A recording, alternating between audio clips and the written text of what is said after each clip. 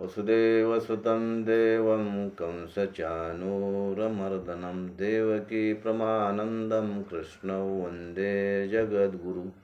गुरुर्ब्रह्मा गुरुर्विष्णु गुरुर्देवो महेश्वरा गुरुसाक्षात् परब्रह्म तस्मै श्रीगुरुवे नमः। आपल्या हिता जो असे जागता धन्य माता पिता तयाची। जो व्यक्ती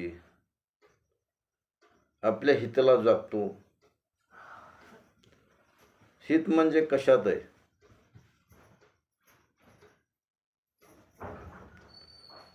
आपलं कर्तव्य कर्म करत असताना भगवंताला समर्पित करणं हे जे काही कर्तव्य आहे आणि ते त्यातून होणारा जो फायदा आहे म्हणजे हित,